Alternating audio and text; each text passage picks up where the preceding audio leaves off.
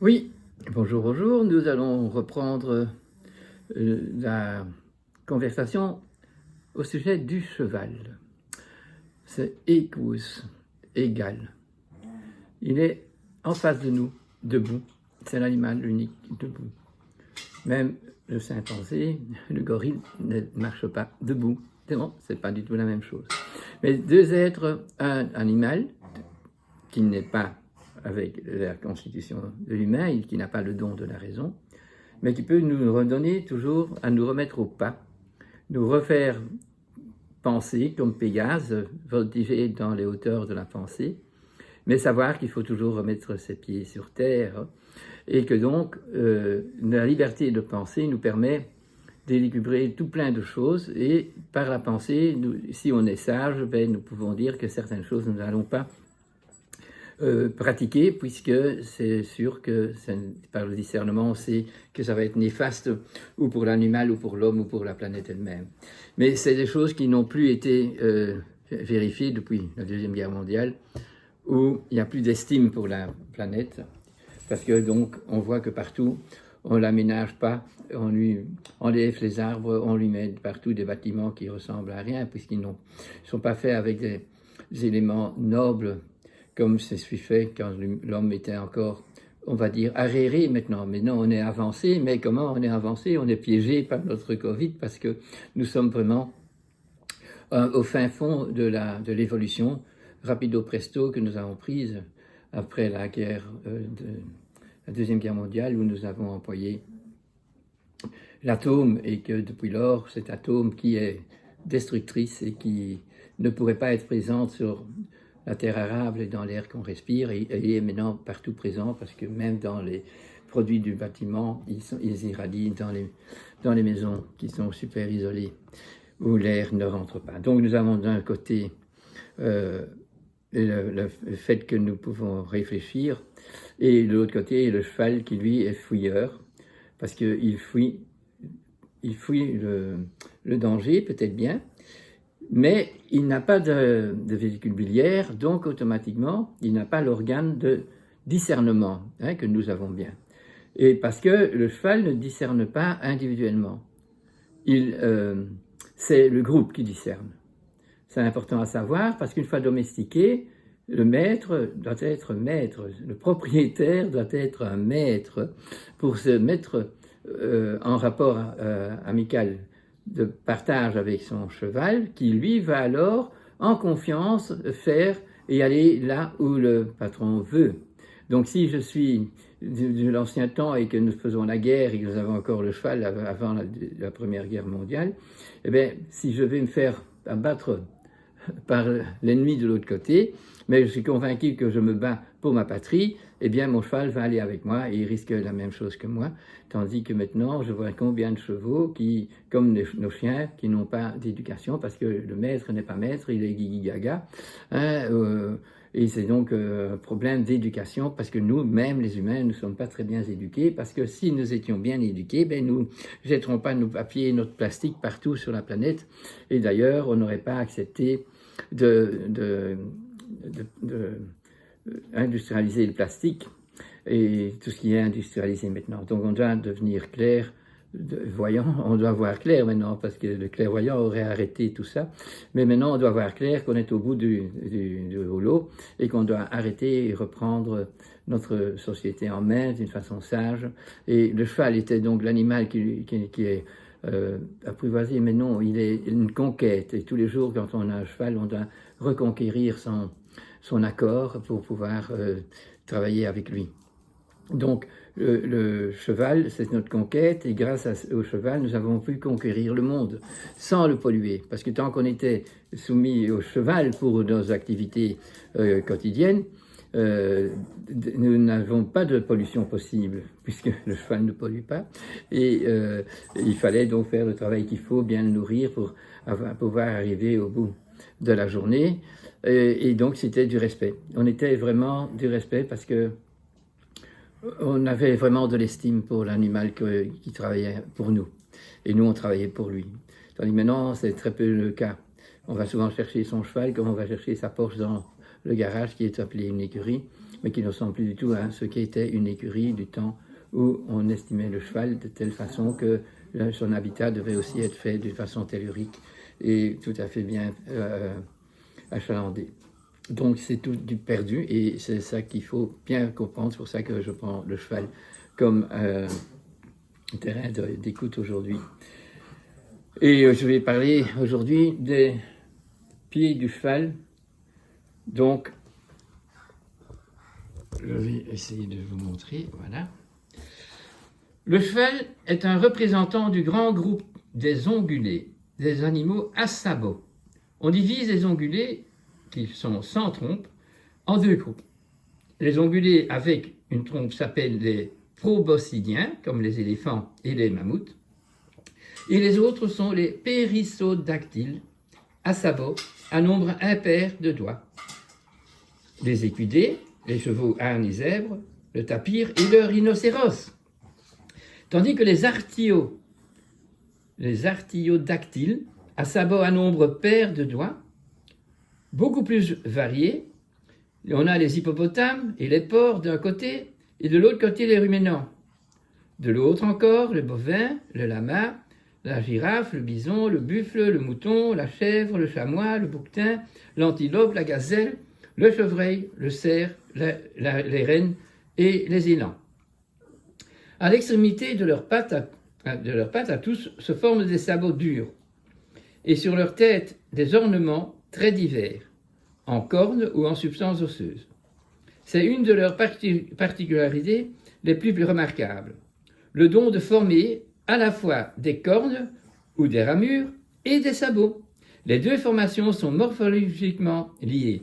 Donc chez les artiodactyles, quand ils ont des pieds pairs, avec des sabots pairs, ils ont aussi sur la tête des ornements.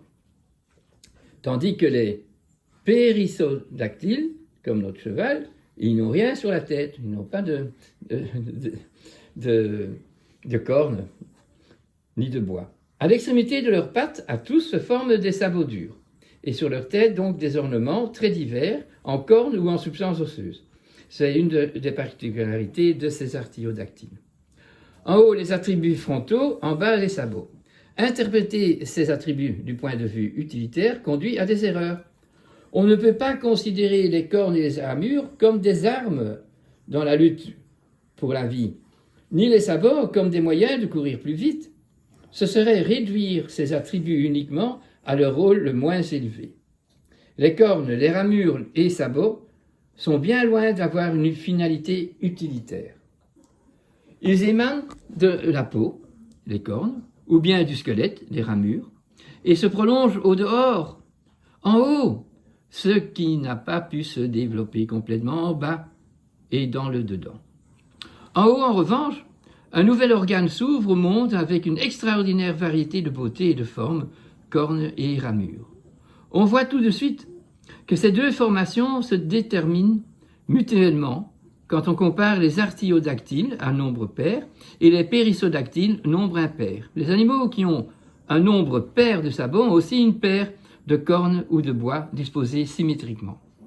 Les rhinocéros, par contre, qui a un nombre de sabots impair, portent la corne au milieu du visage. Et si certains rhinocéros ont deux cornes, elles sont alignées dans l'axe médian du nez, l'une devant l'autre. Ce pachyderme archétype donne la main, le bout de sa trompe, à l'homme. Cet éléphant est aussi une monture. Notre cheval a perdu une grande partie de sa trompe, mais le bout de son naseau est resté aussi habile comme une main d'homme. Il peut aisément déshabiller une faine. Donc, vous pouvez penser que la monture animale a été d'abord faite chez les sauvages qui vivaient dans la jungle, dans la savane, avec les éléphants. Un seul groupe semble échapper à la règle des attributs sur la tête, c'est celui des équidés. Ils ont le sabot le plus fort et le plus perfectionné de tous, mais leur tête ne s'orne d'aucun attribut.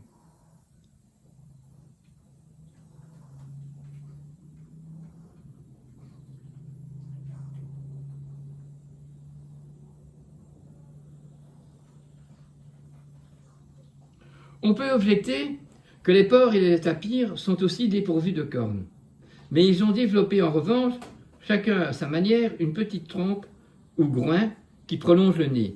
En outre, les porcins possèdent souvent de puissantes défenses émises par les maxillaires. Seul le cheval, avec ses proches cousins, qui sont les ânes et les zèbres, lève une tête nue, flairant, tâtant, ouvrant ses grandes narines sans être alourdi ni allégé par un quelconque attribut frontal. Ça lui donne une place unique dans le cercle de forme des ongulés. Les chevaux sont les plus anciens de tous les ongulés sans trompe. Ils n'ont acquis ni cornes ni bois, laissant les autres se spécialiser en tous sens. Tel un roi souverain, le cheval s'est développé à travers toute l'évolution de la terre. Sa vocation était de poser sur le sol un doigt unique, le doigt médian, et de créer ainsi un équilibre parfait entre la pesanteur et la lévité. Il évolue sans hésiter vers sa tâche terrestre, porter l'homme sur son dos, tirer ses chars, en faire tourner les roues. Le cheval évolue en direction de l'homme. Les sabots, tous les sabots ont évolué à partir des ongles, des doigts, des orteils. Chez le cheval, c'est le doigt ou orteil médian qui subsiste. La structure anatomique de cet organe est compliquée. Il possède à la fois fermeté, élasticité et possibilité de se renouveler sans cesse. Il n'est pas fait d'une plaque simple recourbée, mais de nombreux petits tubes, serrés les uns contre les autres, ce qui donne à la fois la solidité et en même temps l'élasticité. Vous voyez, on essaye de voir les lignées qu'il y a là.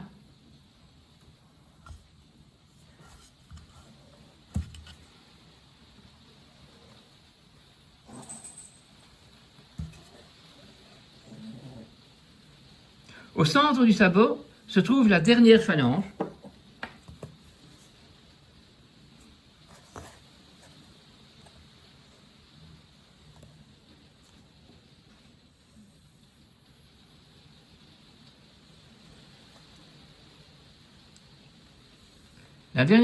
enveloppée d'une masse faite de cartilage, de graisse et de tissu conjonctif. Ce coussin forme la couche élastique qui reçoit la pesée de la phalange et la transmet à la paroi interne du sabot proprement dit. Du côté du sol, la semelle, cornée, et le cuir qui la recouvre protègent le coussin et lui évite tout contact avec le terrain, tout contact direct. Les sabots sont des organes sensoriels, où collaborent le sens tactile, le sens de la vie et le sens du mouvement, procurant ainsi une conscience sourde de la position et de l'attitude du corps. C'est donc un organe proprioceptif. Les sabots sont des organes des sens subconscients qui permettent au cheval de tâter et d'éprouver la surface du terrain. Chaque pas qu'il fait lui a une expérience sensorielle sensitive. Le cheval est le guide de l'homme dans le noir, car il voit par ses pieds, par ses sabots. Les ânes parviennent à escalader, même la nuit, les sols montagneux les plus rocailleux. Les chevaux ont une sensibilité affinée aux plus faibles lésions de leurs sabots, aux moindres déviations d'un fer mal posé. Car le métier de maréchal ferrant est un art. Il n'y a pas deux pieds identiques. Le fer à cheval est un métal conducteur, solide et le symbole de l'équilibre, comme le glaive. Et c'est du fer forgé. Le sabot n'est donc pas uniquement un revêtement protecteur comme on le croit souvent. Il est plutôt un organe sensoriel comparable à un œil percepteur ou à une oreille tactile finement développée et agrandie. Cet organe paraît être particulièrement parfait chez le cheval. Revenons encore une fois à l'évolution des équidés. Nous pourrons suivre les stades successifs du pied depuis l'ancêtre, qui s'appelle le mésohippus. Nous remarquerons d'abord l'allongement et l'agrandissement de l'os du doigt médian. Simultanément, on voit le pied se soulever et se tendre de plus en plus. Le pied passe d'une position relativement horizontale, pied plat, à une position de plus en plus verticale.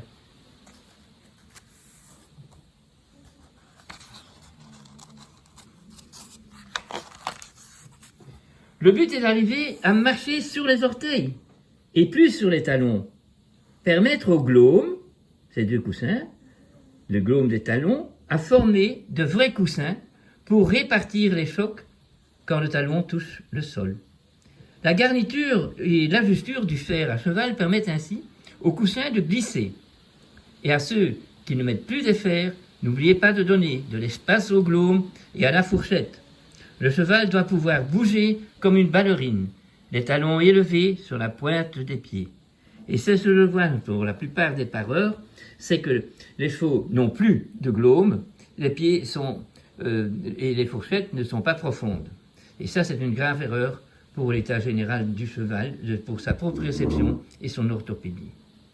La description de l'extérieur du cheval a toujours suffi aux connaisseurs et bons observateurs pour reconnaître le cheval parmi les autres. Maintenant, c'est l'interface digitale ou le chip électronique qui est l'alternative moderne. Les chevaux doivent dorénavant subir l'introduction d'un corps étranger, une écharpe de plastique dotée d'un code-barre dans leur encolure gauche. Quand on sait que c'est le cheval qui a le plus de complications avec ces chips digitaux, parce que son encolure est une balance. Et quand vous avez une balance, mettez un camion de 2 tonnes d'un côté et la balance indique 2 tonnes, eh bien, s'il y a une mouche qui se met sur le camion, eh bien, ça va faire bouger la balance. Donc, ce n'est pas une question de grandeur. Deuxièmement, quand vous avez un corps étranger dans le corps, et que ce corps étranger est naturel, c'est du quartz, ou c'est du bois, ou c'est une écharde, ou c'est du métal, eh bien, automatiquement, le corps le rejette ou l'englobe de fibres pour essayer de l'évacuer, si vous voulez. Mais celui-ci, il est présent, l'immunité du corps se rend compte qu'il y a un corps étranger, et une partie de l'immunité est constamment, depuis que c'est appliqué, en train de chercher à identifier pour pouvoir mettre à la porte ce corps étranger. Le processus de redressement. Ici se manifeste clairement le processus de redressement qui s'est fait dans les pieds des équidés.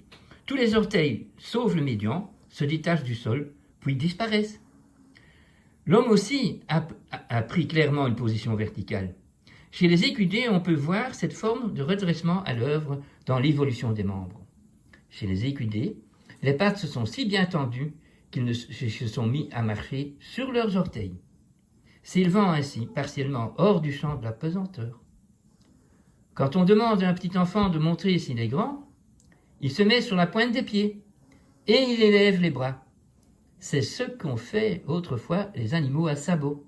Ils se sont évadés un peu du champ de la gravité terrestre en allongeant leurs pattes. Certains animaux même voulurent imiter l'homme et essayer de redresser l'origine dorsale, mais cela resta une tentative vaine. Prenez l'exemple de l'ours et du kangourou. Si les équidés ont évolué en engendrant le sabot au niveau du sol, d'autres ont voulu se redresser par une formation accrue de cornes sur la tête. Celles-ci correspondent au bras élevé du petit enfant qui veut dire « je suis grand ». Seuls les équidés n'ont pas d'allongement par la tête. Leurs sabots sont trop parfaits. Ce qu'ils accomplissent en bas, dans le royaume de la pesanteur, ne leur laisse aucun surplus de force formatrice pour là-haut. Les cerfs et wapitis, les chevreuils, les élans et les rennes sont le couronnement de la race des ongulés, au nombre pair de sabots. Au pôle de la lévité, les cornes et les ramures, au pôle de la pesanteur, les sabots uniques, sont un autre aboutissement. Tous sont des organes sensoriels déguisés. Ils élargissent la faculté sensitive de leur porteur. Le sabot tâte en écoutant, ressent les vibrations de la terre qui frémissent sous son corps léger, et cela donne à l'animal un sentiment de sécurité dans son triomphe de la pesanteur. Celui qui observe les chevaux lâchés en liberté, jouant, galopant et bondissant, s'étonne de cette grâce alliée à tant de force. Et l'impression naît que le rythme musical de la course est une partie constitutive inséparable de cette motricité unique de son genre. Comme un chef d'orchestre, les sabots, organes auditifs, dirigent le flux de la motricité chevaline. Les chevaux se créent en marchant et en courant leur propre univers sonore, qui est perçu sourdement par leurs sabots. Le pas, le trot et le galop sont 3 mesures, qui donne le rythme à toutes les danses populaires. Ces rythmes sont innés chez les chevaux. Malgré toutes les glorifications, nous devons avouer que le cheval est quand même limité dans le mouvement. Il ne peut guère se mouvoir parfaitement que en avant. Latéralement et en arrière, il n'a guère de bonnes possibilités. Il est très malhabile pour se coucher et se lever. Il est cependant prêt à apprendre même le piaffait sur place, dirigé par son maître. Son épine dorsale est dans le plan horizontal et n'a pas été atteinte par les forces de redressement dont nous avons parlé au sujet de ses jambes.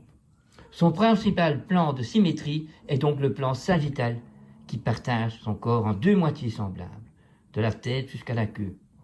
Les quatre allures, le pas, le trot, le galop et l'amble jouent de ce plan et c'est aussi dans ce plan que se trouve le centre de la gravité. L'homme et monture composent une unité. C'est un des nombreux mystères qui justifient le plaisir, le bonheur de monter à cheval. L'homme et cheval, unis, deviennent une musique. Le cheval fournit le rythme et l'homme crée la mélodie.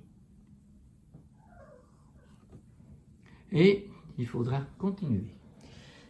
Le cheval nous apprend tellement de bonnes choses.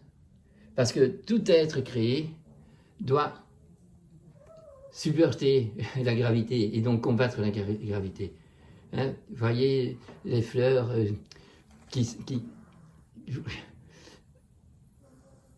vous coupez l'herbe, vous décapitez la tête de toutes de petites fleurs et le lendemain elles se remettent à regarder le soleil, à sourire. Eh bien nous avons à apprendre que dans toutes les difficultés que nous rencontrons, que nous devons aussi penser, réfléchir en adorant la nature. Nous pouvons alors trouver les valeurs qu'il nous faut et les initiatives qu'il nous faut pour remettre l'harmonie sur cette terre. Voilà, quand un cheval a une fourbure, donc il y a donc les lamelles, parce qu'en anglais on appelle ça laminitis, parce que les millions de lamelles que nous ne voyons pas très bien ici, mais qui font former la corne du pied, du sabot, autant celle qui est pas verticale, mais qui va vers le haut, que celle qui est plate dans la sole. Et ça se dessine aussi l'attachement donc avec l'os intérieur, qui est la dernière phalange. Elle a aussi toutes ces lamelles, donc il y a une adhésion extraordinaire. Mais sachez que vos ongles également ont cette adhésion. Mais chez le cheval, ces lamelles sont les formateurs de la corne.